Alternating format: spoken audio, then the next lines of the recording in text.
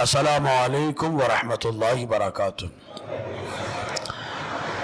جو موضوع چل رہا ہے، اگرچہ رمضان کا مبارک اور بابرکت مہینہ ہے اور رمضان کے تعلق سے ہم لوگ ظہر میں سنتے ہیں، اس کے فضائل بھی سنتے ہیں، اس کے مسائل بھی سنتے ہیں، لیکن جو سلسلہ چل رہا تھا الخصائص الکبریٰ اور اہل سنت و جماعت کے عقائد و معمولات، اسی کی 12ویں قسط کا آغاز ہو۔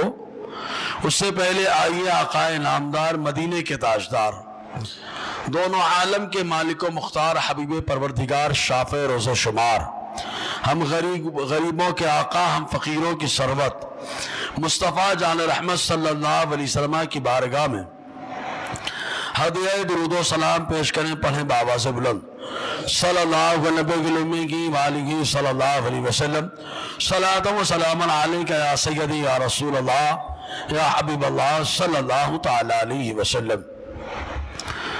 معزز سامعین کرام، اس سے پہلے قسط کے اندر بہت ساری باتیں رہیں، آخری بات چلی وہ یہ کہ غائبانہ جنازے کی نماز پڑھنا۔ حضور صلی اللہ علیہ وسلم نے حبشہ کے بادشاہ حضرت اسماء رضی اللہ تعالی عنہ کے جنازے کی نماز پڑھی تو کیوں پڑھی؟ ایسے ہی غزوہ موتا، جو صحابہ کرام غزوہ موتا میں شہید ہوئے، حضور صلی اللہ علیہ وسلم مدینے میں رہ کر آقا علیہ السلام نے ان کے جنازے کی نماز پڑھی، جس کو غائبانہ کہا جاتا ہے۔ کیوں پڑھی؟ حالانکہ حنفی مذہب میں غائبانہ نماز جنازہ نہیں ہے۔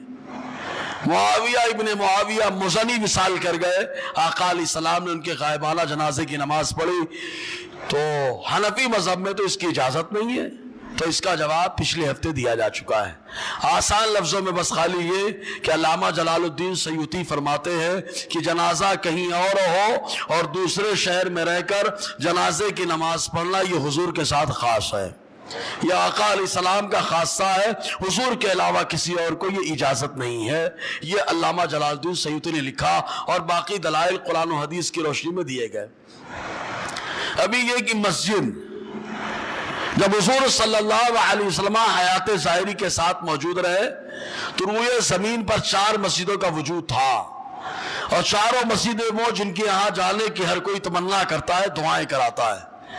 ایک مسجد جسے مسجد حرام کہا جائے، دوسری مسجد جسے مسجد اقصی کہا جائے، تیسری مسجد مسجد قباء کہلائے، اور چوتھی مسجد جہاں میرے مصطفیٰ اپنے قدموں کو رکھ کر اس مسجد کو مسجد نبوی بنائے۔ یہ 4 مسجدیں جو ہیں یہ روئے زمین پر موجود رہی۔ اب یہ چاروں مسجد جہاں پہ لوگ جانے کی تمنا کرتے ہیں، جہاں پر لوگ دعائیں کرتے ہیں جانے کے لیے، وہاں پر کیا کوئی ناپاکی کی حالت میں جا سکتا ہے؟ تو ناپاکی کی حالت میں تو مسجد میں جانے کی اجازت کسی کو قرآن نے نہیں دی ہے، لیکن قرآن کو سب سے زیادہ میرے مصطفیٰ نے سمجھایا ہے، سبحان اللہ، اور آقا علیہ السلام نے سمجھایا بھی بڑا پیارا ہے۔ چنانچہ 2 حدیثیں موجود ہیں الخصائص الکبریٰ کے اندر۔ ترمذی شریف کی حدیث میں تو اطلاع آیا کہ آقا علیہ السلام نے فرمایا، اے علی، تمہارے اور میرے علاوہ کسی اور کو ناپاکی کی حالت میں مسجد میں آنے کی اجازت نہیں ہے۔ بولو، یعنی حضرت علی ناپاکی کی حالت میں آ سکتے ہیں، مصطفیٰ آ سکتے ہیں۔ اس کے اندر الخصائص الکبریٰ کے اندر 4واں حصہ صفحہ 1686، جس کی راویہ ماں ام سلمہ رضی اللہ تعالی عنہا ہے، وہ بیان فرماتے ہیں کہ حضور صلی اللہ علیہ وسلم نے فرمایا، لا يحل هذا المسجد لجنوب ولا حائض الا لرسول اللہ وعلی وفاطمہ والحسن والحسین۔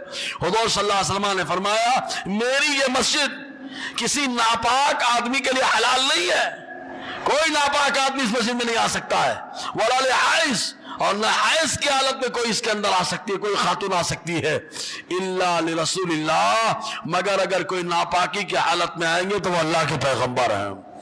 حضور صلی اللہ علیہ وسلم آئے، آقا علیہ السلام نے اپنے بارے میں فرمایا، وہ علی کے، اور علی آ سکتے ہیں، وہ فاطمہ، اور فاطمہ آ سکتی ہے۔ بولو یار، آقا علیہ السلام نے تو خود فرمایا، میرے اللہ نے میری بیٹی فاطمہ کو حیض و نفاس کی گندگی سے پاک اور صاف رکھا ہے۔ اس کے بعد حضور نے فرمایا، والحسن والحسین، اور حسن حسین ناپاکی کی حالت میں آ سکتے ہیں۔ حالانکہ جب حضور صلی اللہ علیہ وسلم کا وصال ہوا تو دونوں شہزادے، دونوں ہمارے آقا، عمر زیادہ نہ تھی، عمر کم رہی ہے، لیکن حضور صلی اللہ علیہ وسلم نے پہلے نشاندہی فرمایا کہ ناپاکی کی حالت میں مسجد کے اندر آ سکتے ہیں. یہ اختیار اللہ تعالیٰ نے کس کو دیا؟ ہمارے نبی کو عطا فرمایا ہے. ایک بات اور دماغ میں پیدا ہوتی ہے کہ خالی انہی کے لیے اجازت ہے، تو اہل بیت اطہار میں تو ازواج مطہرات بھی تو ہیں، آقا علیہ السلام کے ازواج بھی تو ہیں. سورہ احزاب میں اللہ تبارک و تعالیٰ نے ان کو اہل بیت کہا ہے. جب اللہ تبارک و تعالیٰ نے اہل بیت کہہ دیا ہے آقا علیہ السلام کے ازواج مطہرات، تو کیا ان کے لیے اجازت نہیں ہے؟ تو اس کے آگے فوراً روایت وہ بھی ماں ام سلمہ رضی اللہ تعالیٰ عنہا سے وہ بیان فرماتے ہیں کہ آقا علیہ السلام نے فرمایا انی لا احل المسجد لجنوب ولا لحائض الا لمحمد وازواجی وعلی وفاطمہ. حضور صلی اللہ علیہ وسلم نے فرمایا میری یہ مسجد کسی ناپاک آدمی کے لیے حلال نہیں کہ وہ آ کر کے انٹری مار دے گھس جائے، ولا لحائض اور نہ ہی حائض والی عورت کے لیے حلال ہے، الا لمحمد مگر مصطفیٰ جان رحمت کے لیے، وہ ازواج ہی اور ان کی ازواج کے لیے، وہ علی و فاطمہ اور علی اور فاطمہ کے لیے. تو یہ آقا علیہ السلام کا اختیار ہے، ورنہ ناپاک آدمی کو مسجد میں آنے سے اللہ تعالیٰ نے منع فرمایا، اور میرے مصطفیٰ نے اللہ تعالیٰ کے اختیار سے ان کے لیے ناپاکی کی حالت میں مسجد میں آنے کی اجازت نہ فرما دی ہے. یعنی خود حضور صلی اللہ علیہ وسلم، حضرت علی رضی اللہ تعالیٰ عنہ، حضرت فاطمہ اور حضرت حسنین کریمین اور آقا علیہ السلام کے ازواج مطہرات یہ ناپاکی کی حالت میں مسجد میں آ سکتے ہیں. یہ آقا علیہ السلام کی خاصیات میں سے. ایک چیز اور دماغ میں بٹھا لیں، حضور صلی اللہ علیہ وسلم دعا کریں یہ تو بہتر بات ہے بھائی، سرکار دعا کر دے تو بیڑا پار ہو جائے. لیکن اگر کسی امتی کے حق میں جو حضور کا دیوانہ ہو، حضور کا چاہنے والا ہو، اگر حضور دعائے بد کر دیں، دعائے بد سمجھ رہے نا، بری دعا جس کو ہم لوگ بولتے ہیں بد دعا، تو کیا یہ بد دعا ہوتی ہے یا کچھ اور ہے؟ حضور دعا کر دے تو دعا تو اللہ تعالیٰ قبول ہی فرما لیتا ہے سرکار کی. لیکن اگر کسی چاہنے والے، کسی دیوانے کے لیے آقا علیہ السلام دعائے بد کر دیں تو یہ امت کے لیے کیا ہے؟ تو اگر آقا علیہ السلام کسی کے لیے دعائے بد کرتے ہیں تو جس کے لیے کرتے ہیں اس کے لیے بخشش کا سامان ہے. اور سنو یار، حضور خالی دعائے بد کر دے وہ بھی بخشش کا سامان، یہ بھی آقا علیہ السلام کی خاصیات میں سے. چنانچہ حدیث پاک میں آیا جس کے راوی حضرت انس بن مالک رضی اللہ تعالیٰ نے بیان فرماتے ہیں کہ حضور صلی اللہ علیہ وسلم نے ایک شخص کو حضرت حفصہ رضی اللہ تعالیٰ عنہا کے پاس بھیجا. حضرت حفصہ کون؟ حضرت عمر رضی اللہ تعالیٰ عنہ کی شہزادی ہے اور آقا علیہ السلام کی زوجہ محترمہ، تمام مومنوں کی ماں. آقا علیہ السلام نے ایک شخص کو بھیجا اور ماں حفصہ کو فرما دیا تھا ان سے پردہ کرنا. چنانچہ انہوں نے غفلت برتی، جب وہ شخص پہنچا تو آپ نے غفلت برتی، اور جب غفلت برتی تو آقا علیہ السلام کی زبان سے ایک جملہ نکلا، قطع اللہ یدک، اللہ تعالیٰ تمہارے ہاتھوں کو توڑ دے، تم نے پردہ کیوں نہیں کیا؟ جیسے ہی آقا علیہ السلام نے جملہ کہا کہ اللہ تعالیٰ تمہارے ہاتھوں کو توڑ دے، ماں حفصہ ففزعت رضی اللہ عنہا، ماں حفصہ پریشان ہو گئی کہ آقا علیہ السلام کی زبان سے جملہ نکل گیا ہے، اگر دعائے بد قبول ہو گئی تو ہمارا کیا ہوگا؟ حضور صلی اللہ علیہ وسلم نے تھوڑی دیر کے بعد ارشاد فرمایا، انی سألت ربی تبارک و تعالی ایما انسان من امتی دعوت اللہ علیہ ان یجعلها له مغفرہ. حضور نے ارشاد فرمایا میں نے میرے اللہ سے درخواست کی ہے پروردگار عالم میں اپنے جس امتی کے حق میں بد دعا کروں تو اے اللہ اس بد دعا کو اس امتی کے لیے بخشش کا سامان بنا دے. اگر میں کسی امتی کے لیے بد دعا کر دوں تو اے اللہ اس کے لیے بخشش کا سامان بنا دے. اب ذرا سوچو ماں حفصہ جو گھبرائی تھی ان کی خوشی کا عالم کیا ہوگا؟ بولو. تو حضور صلی اللہ علیہ وسلم نے پہلے کہا تمہارے ہاتھ ٹوٹ جائے، لیکن حضور نے بتا دیا اگر میں دعائے بد کروں تو اللہ تبارک و تعالیٰ ان کے لیے، جس کے لیے میں دعائے بد کرتا ہوں، اللہ تعالیٰ ان کے لیے اسے بخشش کا سامان بنا دیتا ہے. تو حضور صلی اللہ علیہ وسلم کی اپنی شان ہے، اپنا مقام ہے. آقا علیہ السلام دعا کر دے تو یہی بیڑا پار کرنے کے لیے کافی ہے، لیکن اگر دعائے بد کرے تو بھی امت کی بخشش کے لیے کافی ہے یار. یہ بھی آقا علیہ السلام کی خاصیات میں سے. ورنہ اگر کوئی دعائے بد کرتا ہے تو دعائے بد ہی رہتی ہے، لیکن میرا نبی دعائے بد کرتا ہے تو اللہ تعالیٰ اسے بخشش کا سامان بنا دیتا ہے. اب یہاں ایک بات اور آتی ہے، ابھی 10 تاریخ گزری، وہ ماں خدیجہ جن کے لیے اسپیشل اللہ تبارک و تعالیٰ نے جنتی محل کا دنیا میں اعلان فرمایا ہے. حضور صلی اللہ علیہ وسلم کو خود پیغام بھیجا ان کے لیے جنتی محل ہے. آقا علیہ السلام کی بارگاہ کے ذریعے سے آتے ماں خدیجہ کو اللہ نے سلام بھیجا. اچھا، ماں خدیجہ کو بھی سلام آیا، ماں عائشہ کو بھی سلام آیا. اللہ نے بھیجا، اللہ نے بھیجا ماں خدیجہ کو بھی سلام، اللہ نے بھیجا ماں عائشہ کو بھی سلام. اب ایک دماغ میں بات سوال پیدا ہوتا ہے، ایک سوال پیدا ہوتا ہے، یہ رافضی بڑا بکواس کرتا ہے.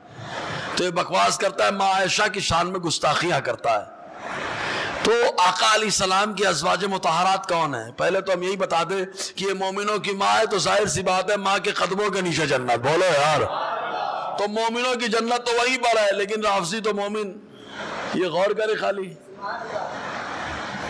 رافضی اگر بکواس کر رہا ہے تو. لیکن آقا علیہ السلام سے پوچھے، اے اللہ کے نبی صلی اللہ علیہ وسلم، جو آپ کے نکاح میں آ جائے ان کی شان کیا ہے؟ جو آپ کے نکاح میں آ جائے ان کا مقام کیا ہے؟ ارے میں نے تو یہ دیکھا کہ حضور صلی اللہ علیہ وسلم نے جس پتھر کو چوم لیا، صحابہ نے انہیں اس پتھر کو چوما ہے. بولو اب یار، یعنی وہ پتھر عظمت والا پتھر ہو گیا. اور آقا علیہ السلام جس زمین پر لیٹ گئے وہ زمین عرش اعظم سے افضل و اعلیٰ. تو اب سوچو ازواج مطہرات کی شان کیا ہوگی. بولو یار، ہے نا جی. تو آقا علیہ السلام سے پوچھے، اللہ کے نبی صلی اللہ علیہ وسلم آپ جن سے نکاح کر لے ان کی شان کیا ہے؟ تو حضور صلی اللہ علیہ وسلم علی رضی اللہ تعالی عنہ بیان فرماتے ہیں. حضرت علی خود ارشاد فرماتے ہیں، حضور صلی اللہ علیہ وسلم نے فرمایا، لا يدخل النار من تزوج الی او تزوجت الیہ. حضور نے ارشاد فرمایا وہ جہنم میں داخل نہیں ہوگا، وہ جہنم میں داخل نہیں ہوگا جس نے مجھ سے نکاح کر لیا یا جس سے میں نے نکاح کر لیا ہے. جس سے آقا فرماتے جس نے مجھ سے نکاح کر لیا وہ جہنم میں داخل نہیں ہونے والا، اور جس سے میں نے کر لیا وہ بھی نہیں. تو کس سے حضور نے نکاح کیا ہے؟ ازواج مطہرات سے. بولو نا. تو ازواج مطہرات کے بارے میں حضور نے کھل کے بتا دیا جہنم میں نہیں جانے والی. اب رافضی اپنا سینہ پیٹ رہا تھا، پیٹتا رہے. ایک دوسری حدیث میں آیا جس کے راوی ہوتے، اچھا یہ روایت کرنے والے بھی کون ہیں؟ مولائے کائنات.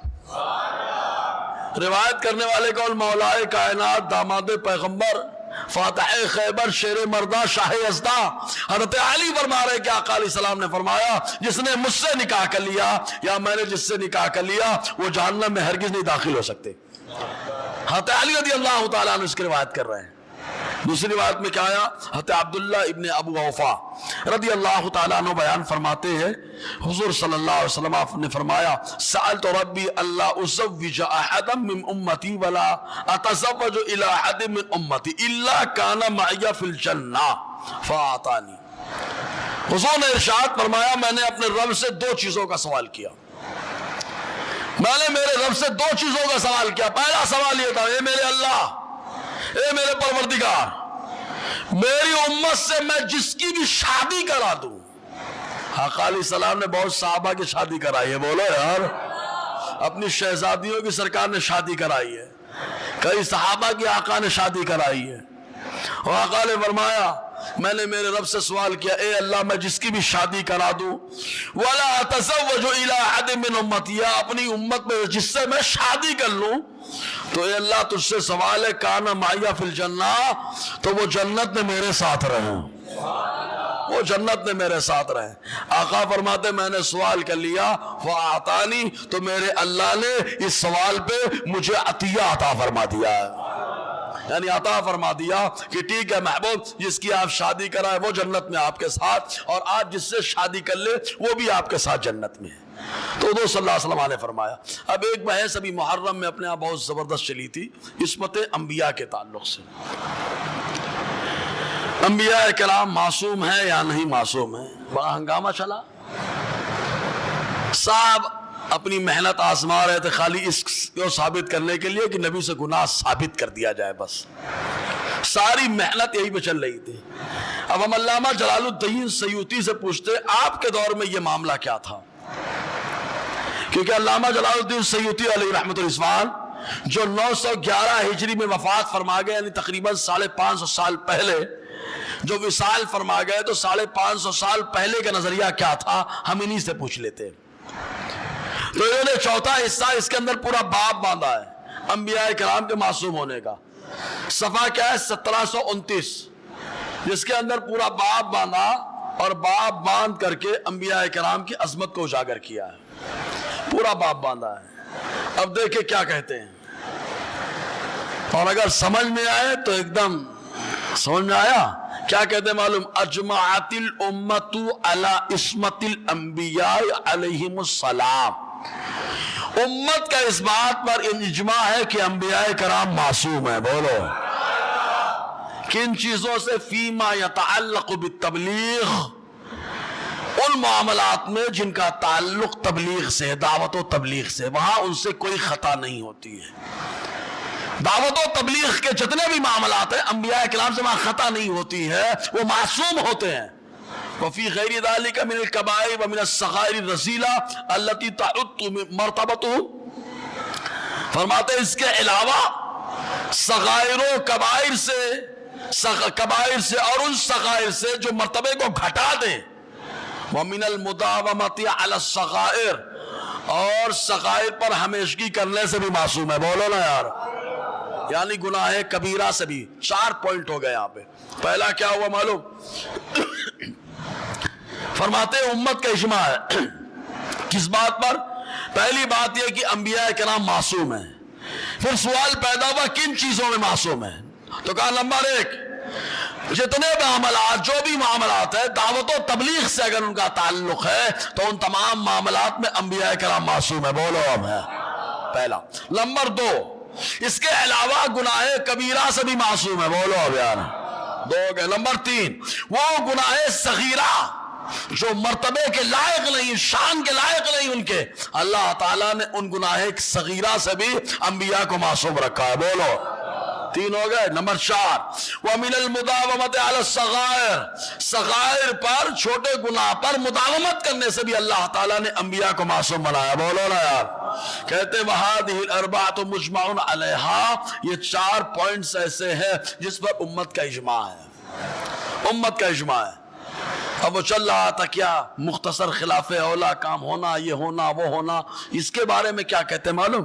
کہتے ہیں مختلف فی الصغائر التي لا تعد من مرتبتهم, اور ان صغائر کے بارے میں جو مرتبے کے خلاف نہیں ہے, شان کے خلاف نہیں ہے, ان کے بارے میں اختلاف ہے کہ وہ نبی سے ہو سکتا ہے یا نہیں ہو سکتا ہے. وہ گناہ صغائر جو شان کے خلاف نہیں ہے, جس کو خلاف اولا کہا جاتا ہے, خلاف اولا کہا جاتا ہے, اس میں کیا ہے؟ تو کہا اختلاف ہے. فذهبت المعتزلہ وکثیر من غیرہم الی جوازها, تو معتزلہ اور ان کے علاوہ کئی فرقے اس بات کے قائل ہیں کہ خلاف اولا یعنی جو شان کے لائق ہیں اور وہ صغائر ہیں وہ نبی سے ہو سکتے ہیں. بولو معاذ اللہ. یہ عقیدہ کس کا ہے؟ معتزلہ کا. کس کا عقیدہ ہے؟ یہ نیا ورژن آیا ہے معتزلہ کا, یہ ابڈل ہو کر کے آیا. ورنہ معتزلہ کے علاوہ والمختار المنع, اور مختار اور پسندیدہ یہ ہے کہ انبیاء کرام اس سے بھی معصوم ہوتے ہیں. سمجھے نا؟ 5 مسئلے ہوئے, 4 میں اجماع, 5ویں میں اختلاف, اور جب 5ویں میں اختلاف ہوا تو اختلاف کے بیس پر معتزلہ اس بات کے قائل ہے کہ نبی سے یہ کام ہو سکتا ہے, لیکن معتزلہ کے علاوہ ہم اہل سنت و جماعت, بولو یار, ہم اہل سنت و جماعت اس بات کے قائل ہے کہ نبی سے یہاں پر بھی اللہ تعالیٰ نے انبیاء کرام کو معصوم بنایا ہے. کیوں؟ آگے دلیلیں دی ہیں. لِأَنَّ مَأْمُورُونَ بِالْاِقْتِدَاءِ بِهِمْ فِي كُلِّ مَا يَصْدُرُ مِنْهُمْ مِنْ قَوْلٍ أَوْ فِعْلٍ, اس لیے کہ اللہ تعالیٰ نے ہر قول فعل جو نبی سے صادر ہو, ہر قول فعل کی پیروی کرنے کا ہمیں حکم عطا فرمایا ہے. تو اگر ان سے خطا ہونے لگے, ان سے غلطی ہونے لگے, تو اس غلطی کی بھی لوگ پیروی کریں گے پھر. اس لیے اللہ تبارک و تعالیٰ نے انبیاء کرام کو معصوم بنایا ہے. 4 مسئلے ہیں, 4 متفقہ اور 1 مسئلہ ایسا جو اختلافی ہے. تو اختلافی مسئلے میں خالی معتزلہ اس بات کا قائل ہے کہ یہ انبیاء کرام سے ہو سکتا ہے, اور اہل سنت و جماعت 550 سال پہلے بھی اس بات کے قائل تھے کہ اللہ تبارک و تعالیٰ نے انبیاء کرام کو سارے گناہوں سے پاک اور صاف اور معصوم بنایا ہے. اور جب سارے نبیوں کا یہ حال ہے تو میرا نبی تو امام الانبیاء ہے یار. میرے نبی کی تو شان ہی بے مثل بے مثال ہے، نام ہی اللہ نے مصطفیٰ عطا فرمایا ہے۔ حضور کا نام مصطفیٰ چنا ہوا، حضور کا نام مجتبی چنا ہوا، حضور کا نام مختار پسند کیا ہوا، حضور کا نام مشتاق چاہا ہوا، حضور کا نام حبیب یعنی پسند کیا ہوا، حضور کا نام محبوب چاہا ہوا، یعنی اللہ تبارک و تعالیٰ نے جو محبوب کو نام عطا فرمائے ہیں ان ناموں سے ہی اللہ تعالیٰ نے اپنے محبوب کے مراتب کو اجاگر فرما دیا ہے نا۔ تو حضور صلی اللہ علیہ وسلم کی بڑی شان، بڑے مقام بھائی۔ ایسے ہی ایک معاملہ اور آتا ہے، تعویذ کے اوپر تو ایک بتائے تھے نا، ابھی پڑھنے میں آئے ایک تعویذ اور میرے مطالعے میں آئی، بولو نا یار، ہے نا، ایک تعویذ اور، ایک تعویذ آقا علیہ السلام نے لکھ کر دی، کہاں کے لیے؟ ابو دجانہ تکیہ کے نیچے رکھ لینا، ہے نا، ابو دجانہ کا تعویذ، اور ایک تعویذ حسنین کریمین کو عطا فرمائے، بولو نا یار، حسنین کریمین آقا علیہ السلام۔ اگر تعویذ کا لٹکانا شرک ہوتا تو کیا سرکار اپنے گھر سے ہی شرک کا آغاز فرما دیتے؟ ایک ہے تمیم، ایک ہے تعویذ، بتا چکا ہوں اس سے پہلے۔ تمیم کس کو کہا جاتا ہے؟ یہ غیروں میں دیکھ لینا، کسی پرندے کے پر کو باندھ لیا، سمجھ رہے ہیں؟ تمیم کہا جاتا ہے اس کو، پرندے کے پر کو باندھ لیا، کوئی ہڈی گلے میں لٹکا لی، بولے ہڈی رکھو کچھ نہیں ہوگا۔ جیسے ہمارے لوگوں نے کہا اگر چکو رکھو، لوہا رکھو، لوہا جس کے پاس ہوگا بولے شیطان نہیں آئے گا۔ ابے تو مالیگاؤں میں اکثر گھر جو ہے نا فولادی محل ہے، بندش کرانے کی کیا ضرورت ہے؟ جب فولادی محل ہے تو شیطان تو پورے گھر سے بھاگ جانا چاہیے یار، لیکن چل رہا ہے بولے رکھو لوہا، شیطان آئے گا نہیں، یہ حال چل رہا ہے۔ تو پیجامے میں تو زپ تو رہتے ہی ہے یار، زپ بھی تو لوہے کی رہتی ہے، اس کو بھاگنا چاہیے۔ تو تمیم جو ہوتا ہے وہ کسی پرندے کے پر ہے، گھونگی وغیرہ ہے، گھونگی دیکھا ہے آپ نے دریاؤں میں، تالابوں میں جو ہوتی ہے، اس میں بنا کر تعویذ ٹائپ میں بنا لیتے تھے، پہن لیتے تھے، تو اس کو تمیم کہا جاتا ہے۔ اور وہ لوگ باندھتے تھے اور کیا باندھتے تھے؟ بولے اس کے اثر سے سب کچھ ہوگا۔ تو آقا علیہ السلام نے فرمایا من علق تمیما فقد اشرک باللہ، جس نے تمیم کو لٹکا لیا اس نے اللہ کے ساتھ شرک کر دیا ہے۔ اور رہا مسئلہ تعویذ کا تو میرے مصطفیٰ تو خود ابو دجانہ کو عطا فرما رہے ہیں یار۔ رہا مسئلہ تعویذ کا تو میرے نبی خود اپنے حسنین کریمین یعنی امام حسن امام حسین کے گلے میں لٹکا رہے، بولو نا یار۔ آپ کہیں گے مولانا صاحب حوالہ، تو ہم نے کہا یار پوری کتاب ہی رکھی سامنے آپ کے، یہی الخصائص الکبریٰ، یہی چوتھا حصہ، یہی صفحہ 1756 کے اندر آیا۔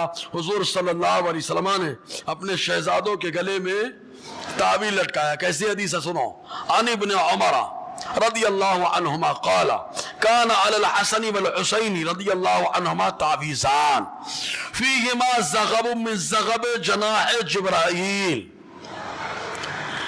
جبرائیل کتنے بابرکت ہیں تو سبھی جانتے ہیں، ہے نا۔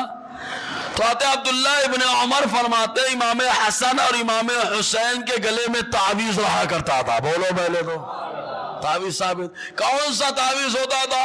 تو حضرت جبرائیل علیہ السلام کے بازوؤں کا حصہ ہوتا تھا، بولو اب زور سے یار۔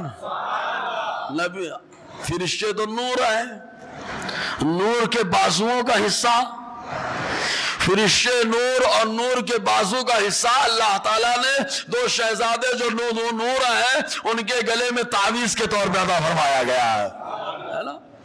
یہ حضور صلی اللہ علیہ وسلم نے تعویذ باندھا ایک دم صاف صاف۔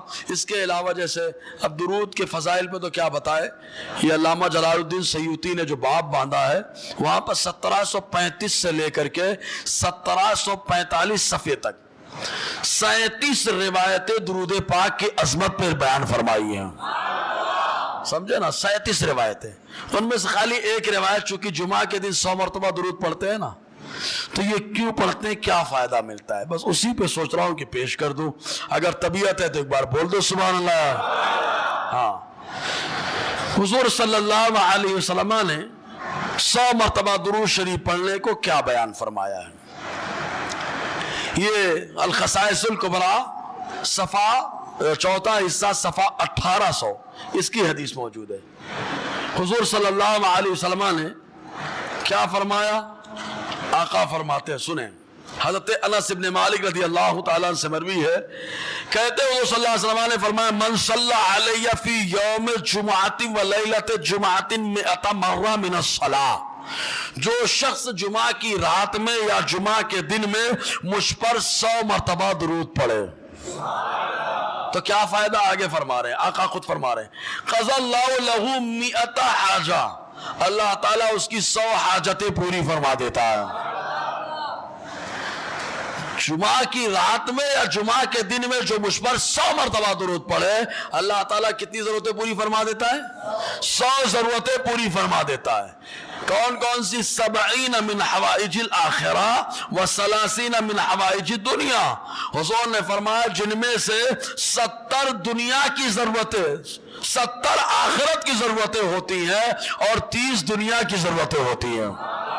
یعنی جو 100 مرتبہ درود شریف پڑھ لے تو اللہ تبارک و تعالیٰ اس کے لیے 100 ضرورتیں مکمل فرما دیتا ہے، جن میں 70 ضرورت آخرت کی ہوں گی جو اللہ مکمل فرمائے گا، اور 30 ضرورتیں دنیا کی ہوں گی جو اللہ تعالیٰ مکمل فرمائے گا۔ وَوَكَّلَ اللَّهُ بِذَلِكَ مَلَكًا يُدْخِلُهُ عَلَى قَبْرِي كَمَا تَدْخُلُ عَلَيْكُمُ الْهَدَايَا، اور حضور نے فرمایا اللہ نے اس بارے میں، درود کے بارے میں، ایک فرشتے کو مقرر فرمایا جو میری قبر میں داخل ہوتا رہتا ہے۔ بولو اب الفاظ کیا معلوم؟ یدخلہ علی قبری، جس کو اللہ تعالیٰ میری قبر میں داخل کرتا رہتا ہے، اور ایسے داخل ہوتا ہے جیسے کسی انسان کے پاس اس کا تحفہ پہنچتا رہتا ہے۔ ارے بولو یار، اب آگے کا جملہ جب سنیں گے نا تو وہ لوگ جو بولے حضور پردہ فرما گیا اب خبر نہیں، ان کو ہی خبر نہیں کہ حضور کو کیا خبر ہے۔ آگے کا جملہ کیا ہے؟ ان علمی بعد موتی کا علم فی الحیات، حضور فرماتے جیسے میں اپنی حیات میں جانتا تھا، پردہ فرمانے کے بعد میں ویسے ہی جانتا ہوں۔ سمجھے نا جملہ کیا ہے؟ ان علمی بعد موتی، میرے پردہ فرمانے کے بعد میرے علم کا معاملہ ویسا ہی ہے کا علمی فی الحیاتی، جیسے میری حیات میں میرے علم کا معاملہ رہا۔ بولو یار، اب اس پہ تو تفسیرہ کرتا ہوں میں۔ حضور نے کیا فرمایا؟ جیسا میرا علم میری حیات میں رہا ہے، پردہ فرمانے کے بعد میرے علم کا معاملہ ویسا۔ تو ہم نے کہا اللہ کے نبی صلی اللہ علیہ وسلم آپ کے پردہ فرمانے سے پہلے جب آپ حیات میں رہے، ممبر پر بیٹھ کے آپ نے موتا کو دیکھ لیا ہے، خانہ کعبہ میں رہ کر کے آپ نے مسجد اقصیٰ کو دیکھ لیا ہے، ممبر پہ بیٹھ کے حوض کوثر کو دیکھ لیا ہے، تو کہا معاملہ کلیئر ہوا۔ آقا نے کیا فرمایا؟ میرے علم کا معاملہ میری موت کے بعد، وفات کے بعد ایسے ہی ہے جیسے حیات میں تھا۔ تو معلوم یہ قبر میں بیٹھ کر میرا نبی موتا کو دیکھ رہا ہے۔ بولو، قبر میں رہ کر میرا نبی حبشہ کو دیکھ رہا ہے۔ بولو، آقا علیہ السلام قبر میں رہ کر کے حوض کوثر اور پل صراط کو ملاحظہ فرما رہے۔ بولے یار، ہے نا؟ تو اب یہ حدیث تو بہت نہ جانے کتنے معاملات کو ختم کرنے والی ہے۔ یہ بہت سارے لوگوں نے کہا نا حضور کی حیات میں تو حضور سے مدد مانگ سکتے تھے، پردہ فرمانے کے بعد نہیں مانگ سکتے ہیں، تو فوراً حدیث آ گئی ابے آقا علیہ السلام کا معاملہ ہے اور میرے نبی کا علم کا معاملہ ویسے ہی ہے جیسے حیات میں رہا ہے۔ بولو نا یار، تو سارے معاملات آقا کے ویسے ہی رہے جیسے حیات میں رہے۔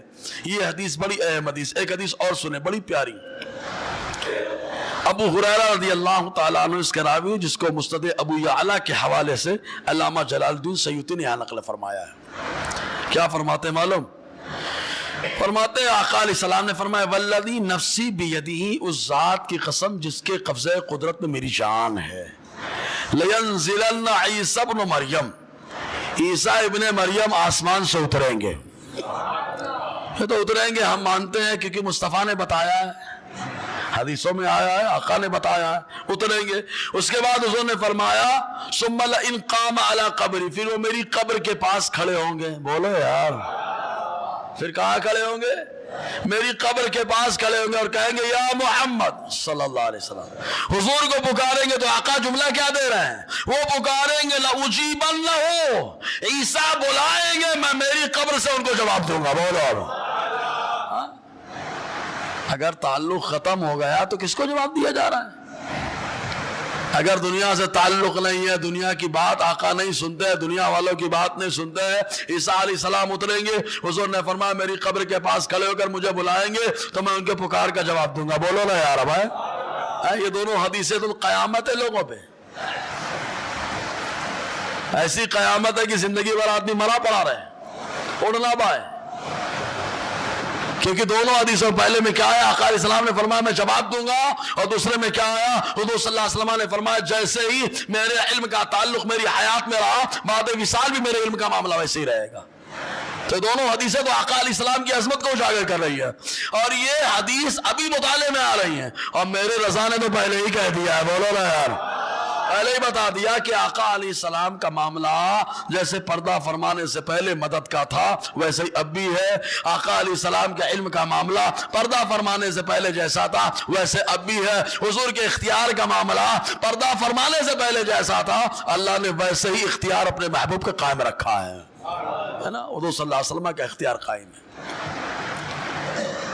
اسی طریقے سے حضور صلی اللہ علیہ وسلم جب یہ بتا رہے ہیں آقا علیہ السلام کہ جبرائیل عیسیٰ علیہ السلام آئیں, میں وہ پکاریں گے تو میں ان کے پکار کا جواب دوں گا, تو سوال یہ پیدا ہوتا ہے کہ کیا حضور کے پردہ فرمانے کے بعد کسی صحابی نے حضور کو پکارا ہے؟ صحیح ہے, اگر پکارا ہے تو معاملہ کلیئر ہو جاوے. تو سب سے پہلے یہاں پر تو ہم ڈائریکٹ لا رہے ہیں سارے صحابہ کی وہ حدیث جو صحابہ کا اجماعی معاملہ رہا ہے. اگر ایک صحابی کا معاملہ ہوتا تو بولے ایک صحابی نے کیا ہے, اور اگر سارے صحابہ نے کر دیا تو معاملہ ہی کلیئر ہو گیا.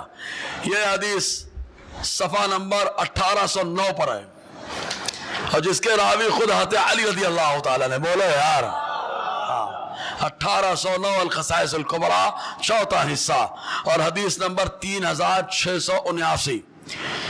حضرت علی رضی اللہ تعالیٰ عنہ بیان فرماتے ہیں لما حضرت ابا بکر رضی اللہ عنہ الوفات, جب وقت حاضر ہوا, وقت آ پہنچا ابو بکر کے پردہ فرمانے کا, اقعدنی عند راسہ, انہوں نے مجھے اپنے سر کے پاس بٹھایا. کس کو بٹھایا؟ حضرت علی کو. کس نے بٹھایا؟ حضرت ابو بکر سے. بٹھانے والے ابو بکر, جن کو بٹھایا جائے ان وہ حضرت علی, اور سرحانے پہ بٹھائے.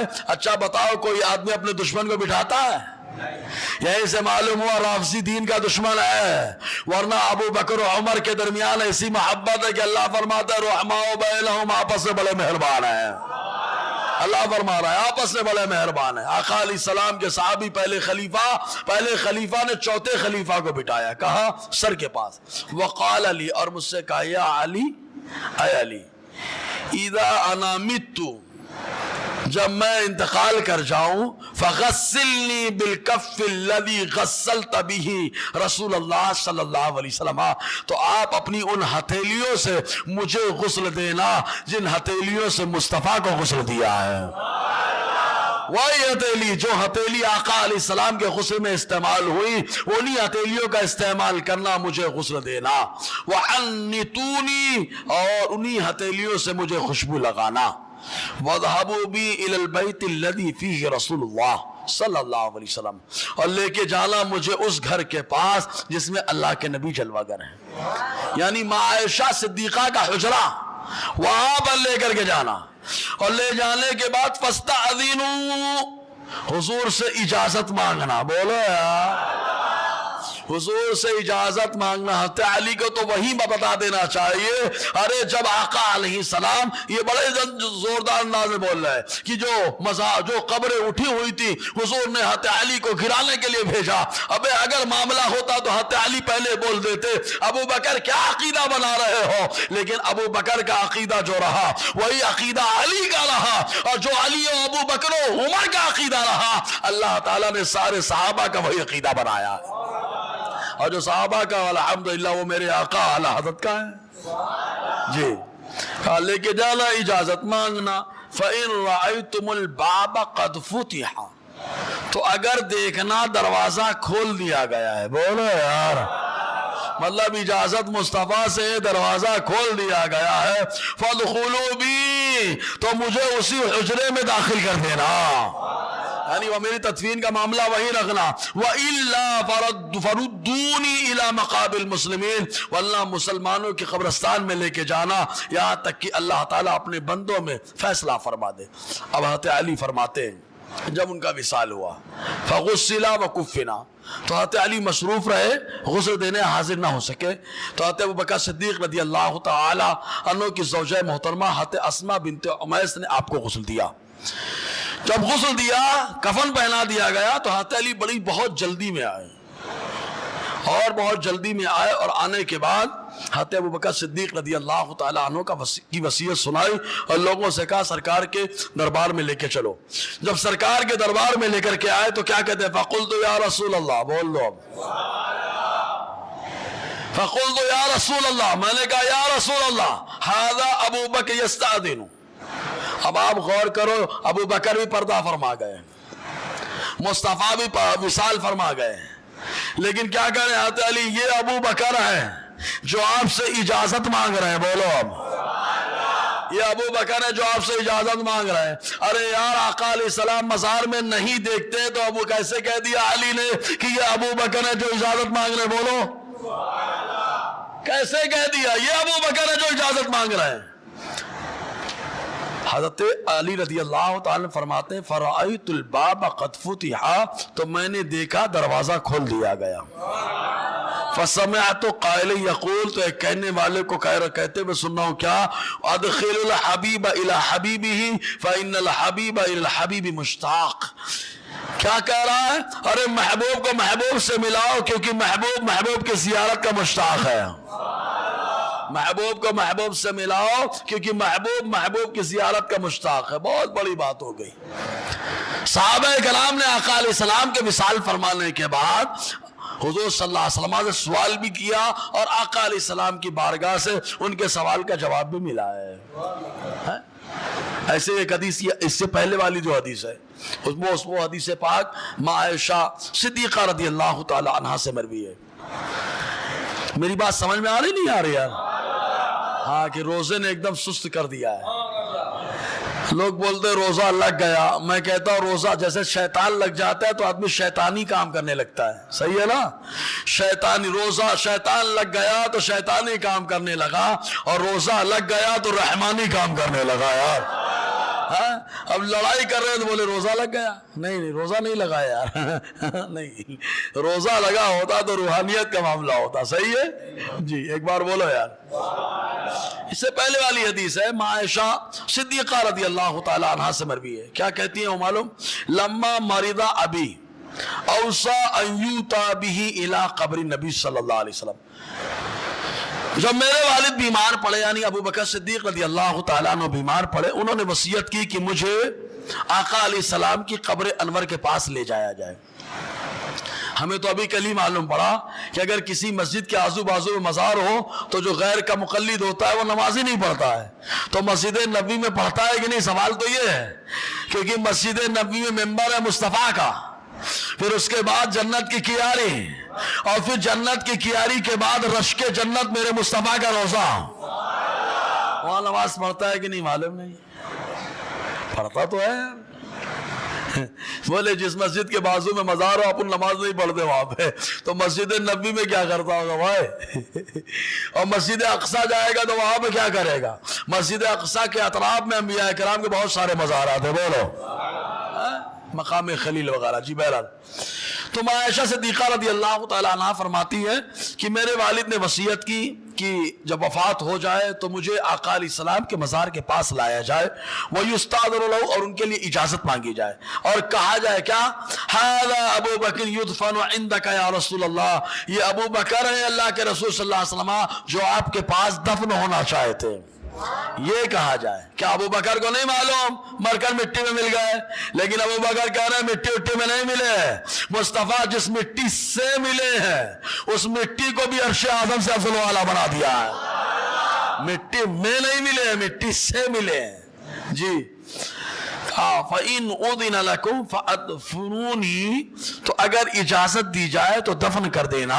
وَإِنْ لَمْ يُؤْذَنْ لَكُمْ, اور اگر تمہیں اجازت نہ دی جائے, فَذَهَبُوا بِي إِلَى الْبَقِيعِ, تو جنت البقیع میں لے کے چلے جانا. فأوتي به إلى الباب، تو حضور صلی اللہ علیہ وسلم کا جو مزار اقدس ہے، اس مزار اقدس کے پاس ابو بکر صدیق رضی اللہ تعالیٰ عنہ کو تیار کر کے لایا گیا اور کہا گیا کیا، ھذا ابو بکر قد اشتہى ان يدفن عند رسول اللہ، اللہ کے نبی صلی اللہ علیہ وسلم یہ ابو بکر ہے جن کی خواہش یہ ہے کہ آپ کے پہلو میں ان کو دفن کیا جائے، اور انہوں نے وصیت فرما دی اور کہا ہے کہ اگر اجازت دی جائے تو داخل کر دیں، اور اگر اجازت نہ ہو تو لے کے چلے جائیں۔ تو مزار انور سے آواز ہے یعنی ادخلوا وکراما وسمعنا کلاما ولم نر احدا۔ ماں عائشہ فرماتی ہیں کہ آقا علیہ السلام کے مزار سے آواز آئی کرامت اور شرافت کے ساتھ ابو بکر کو حجرے میں داخل کر دیا جائے۔ اور سلو ہے یار، کرامت و شرافت کے ساتھ داخل کر دیا جائے۔ یہ عائشہ صدیقہ رضی اللہ تعالی عنہ بیان فرما رہی۔ ایسے ہی اور بھی بہت ساری حدیثیں ہیں جن سے حضور صلی اللہ علیہ وسلم کی عظمت اجاگر ہوتی ہے۔ ایک چیز اور، یہ امت کیا کر رہی ہے، اس امت کے احوال کی سرکار کو خبر ہے کہ نہیں؟ لوگ تو کہیں گے بھائی حضور پردہ فرما گئے، کیا خبر ہے؟ ہم نے کہا رہے بھائی یہ دین تورے دماغ سے نہیں چلا تھا، دین چلا تھا قرآن سے اور حدیث سے۔ اگر حدیث میں آ گیا تو ماننا پڑے گا، بولو اب ہاں، تو پھر کیا بولے نہیں یار حدیث میں کیا، حدیث اچھا حدیث بتائیے، تو الحمدللہ ہم نے کہا وہ حدیث دیکھ لو۔ یہ الخصائص الکبریٰ چوتھا حصہ صفحہ 1807 کے اندر بڑی پیاری حدیث ہے پاک، اور اس حدیث کے اندر خالی دو ہی حدیث ہے۔ پہلی حدیث جس کے راوی بکری ابن عبداللہ مزنی ہے، کیا کہتے ہیں معلوم؟ قال رسول اللہ صلی اللہ علیہ وسلم حیاتی خیر لکم، حضور نے فرمایا میری حیات تمہارے لیے بہتر ہے۔ حیات یعنی حضور صلی اللہ علیہ وسلم کا ظاہری حیات کے ساتھ ہونا۔ آقا علیہ السلام نے فرمایا میری حیات تمہارے لیے بہتر ہے، وموتی خیر لکم، اور میرا پردہ فرمانا بھی تمہارے لیے بہتر ہے، بولو یعنی حیات بھی بہتر ہے، پردہ فرمانا بھی بہتر ہے۔ اس کے بعد حضور نے فرمایا تعرض علی اعمالکم، تمہارے اعمال میری بارگاہ میں پیش کیے جاتے ہیں۔ بہت سلو ہے یار، کیا پیش کیے جاتے ہیں؟ اعمال پیش کیے جاتے ہیں۔ حضور نے فرمایا تمہارے اعمال پیش کیے جاتے ہیں میری بارگاہ میں، فما کان من حسن، تو جو عمل اچھا ہوتا ہے حمد اللہ علیہ، تو میں اس عمل پر اللہ کی تعریف کرتا ہوں کہ میری امت نے اچھا عمل کیا، الحمدللہ اچھا عمل کیا، الحمدللہ، میں اس پر اللہ تعالیٰ کی تعریف کرتا ہوں۔ وما کان من سیئ استغفرت اللہ لکم، اور اگر کوئی گناہ کر دے، غلطی کر دے، تو میں اس پر تمہارے لیے اپنے رب سے بخشش چاہتا ہوں۔ یعنی آقا علیہ السلام کی بارگاہ میں امت کے اعمال پیش کیے جاتے ہیں۔ ایک حدیث میں تو یہاں تک آیا، یہ علامہ جلال الدین سیوطی علیہ رحمۃ الرضوان کی لکھی ہوئی کتاب ہے جس کا نام ہے شرح الصدور بحوال القبور، اس کے اندر ایک حدیث پاک علامہ جلال الدین سیوطی علیہ رحمہ نے نقل فرمایا کہ ہفتے میں 2 دن ایسے ہوتے ہیں، ایک پیر کا دن ہوتا ہے، ایک جمعرات کا دن ہوتا ہے۔ پیر اور جمعرات کو ماں باپ کے سامنے بچوں کے اعمال پیش کیے جاتے ہیں۔ اگر بچے برا کام کرتے ہیں تو ماں باپ کا چہرہ اتر جاتا ہے، مایوس ہو جاتے ہیں، اور اگر بچے اچھے عمل کرتے ہیں تو ماں باپ کا چہرہ کھل جاتا ہے، بول دو یار۔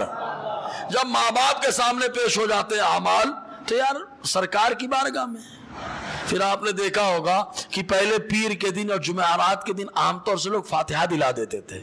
کیوں دلاتے تھے معلوم ہے؟ کیوں دلاتے تھے؟ کوئی نہ کوئی تو حدیث صحیح ہے، ہمارے ہاں تو فاتحہ لفڑے میں آ چکی ہے، صحیح ہے نا، فاتحہ لفڑے میں آ چکی ہے۔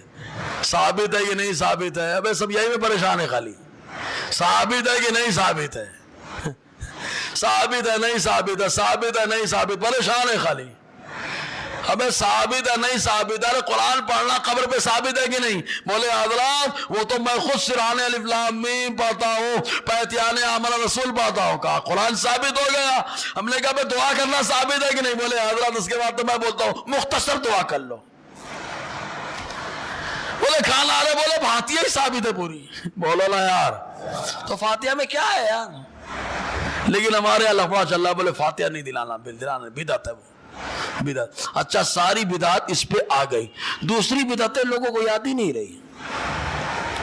6 دن تراویح پڑھا کر کے لوگوں کو ہننا کر دینا، آزاد کر دینا، یہ کیا ہے؟ بولو نا یہ کیا ہے؟ بولے 6 دن پڑھ لیا اپنی ہو گئی تراویح، تراویح نہیں ہوئی، قرآن مکمل ہوا۔ تراوی نہیں مکمل ہوئی.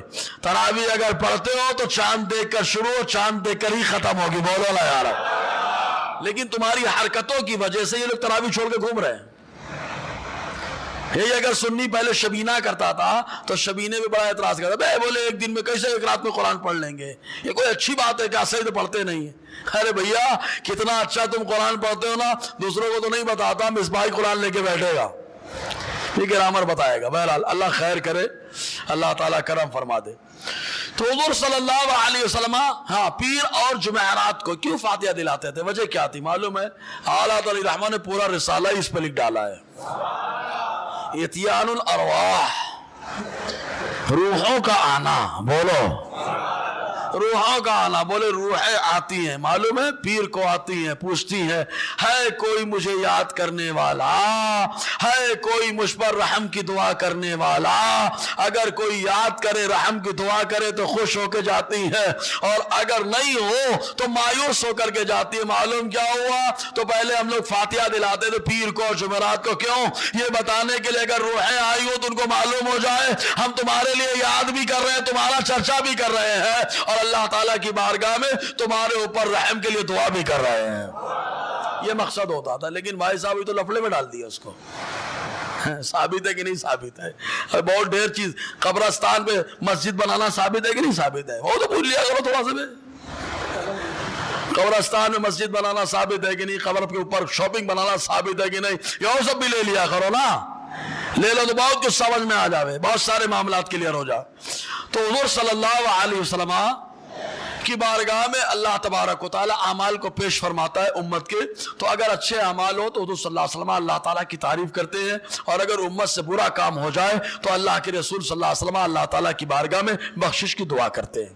اب ایک سوال اور ہے, حضور صلی اللہ علیہ وسلم جہاں پر لیٹے ہیں وہ زمین کے بارے میں ہم اہل سنت و جماعت کہتے ہیں عرش اعظم سے بھی افضل والا ہے.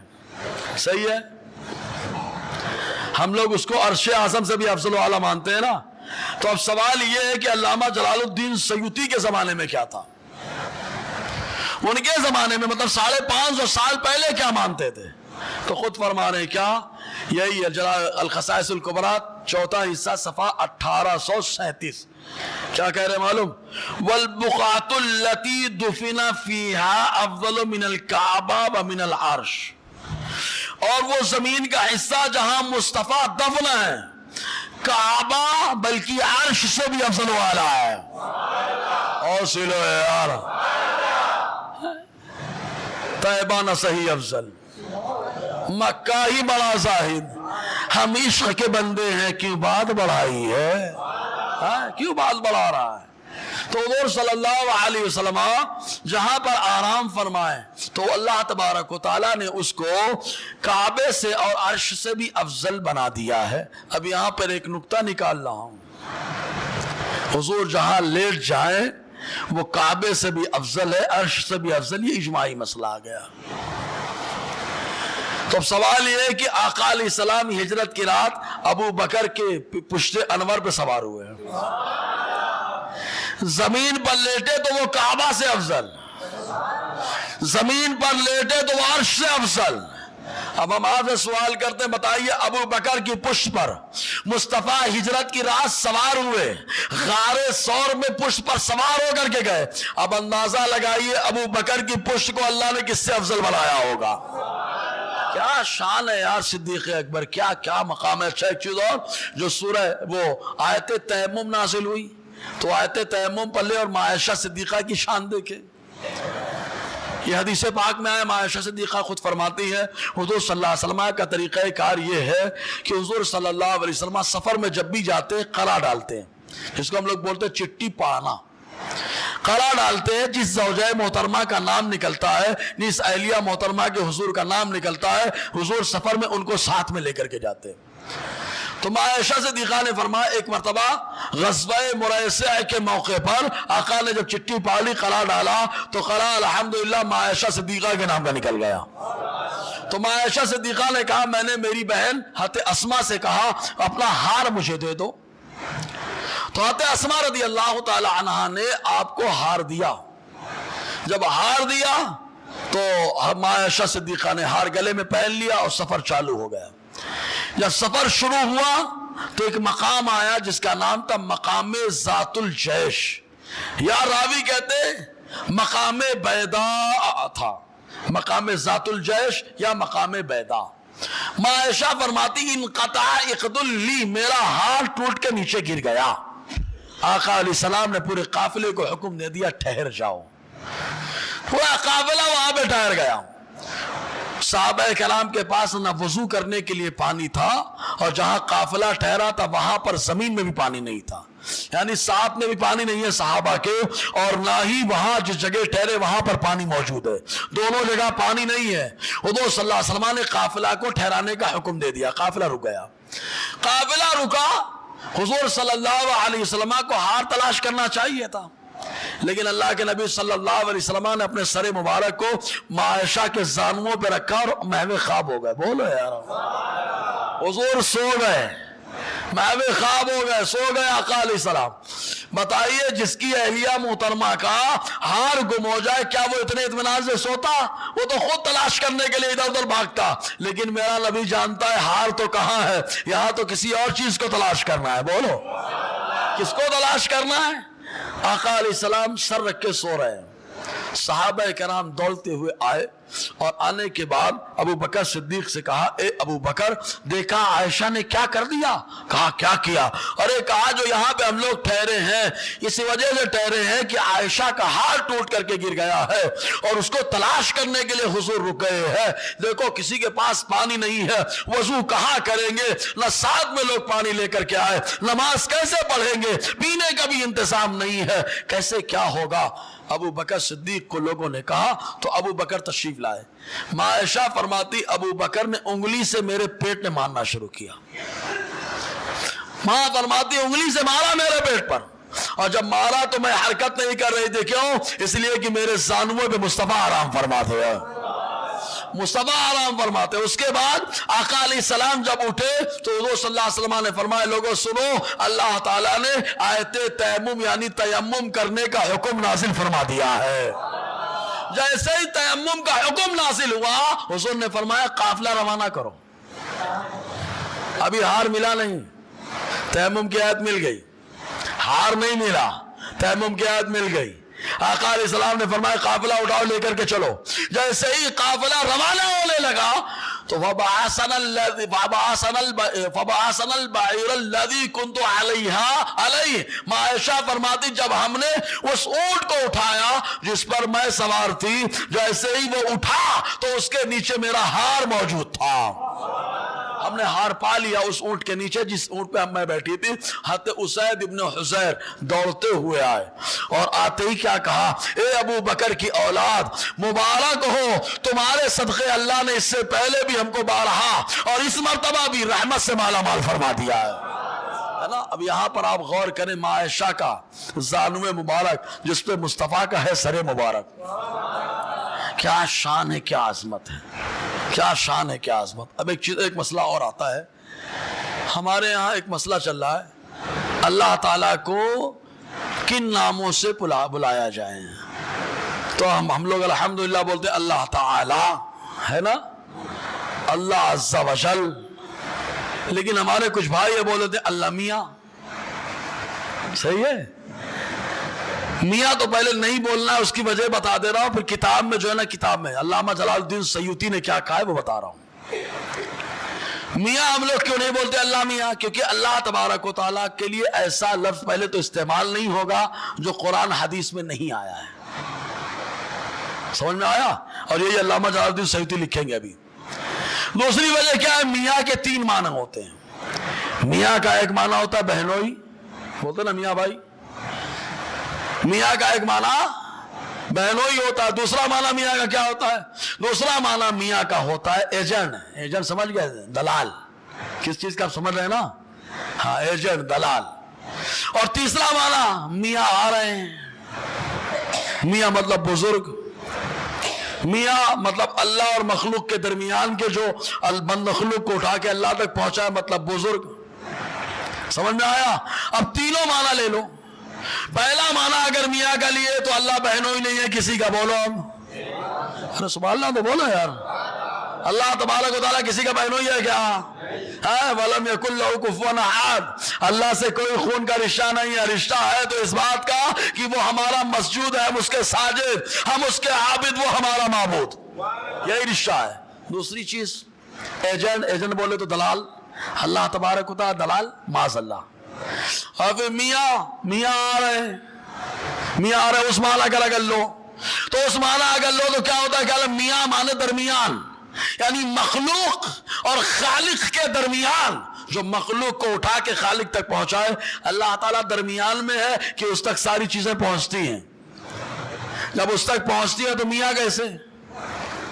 سمجھ میں آیا؟ تو اب علامہ جلال الدین سیوطی علی رحمۃ الرضوان سے پوچھتے ہیں کہ کیا یہ لفظ جو ہے کیا اللہ اس کے رسول کے لیے بولا جا سکتا ہے یا نہیں بولا جا سکتا ہے؟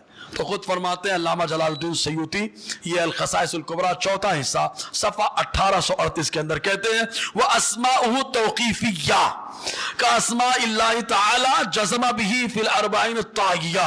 فرماتے ہیں حضور صلی اللہ علیہ وسلم کے نام توقیفی ہے, یعنی جو قرآن اور حدیث میں آئے ہیں وہی نام حضور کے لیے استعمال ہو گئے. جیسے اللہ تبارک و تعالیٰ کے نام وہ بھی توقیفی ہیں, وہی نام اللہ تعالیٰ کے لیے استعمال ہوگا جو نام قرآن اور حدیث میں آیا ہے. تو میاں آیا ہے قرآن میں؟ ارے بولو آیا ہے.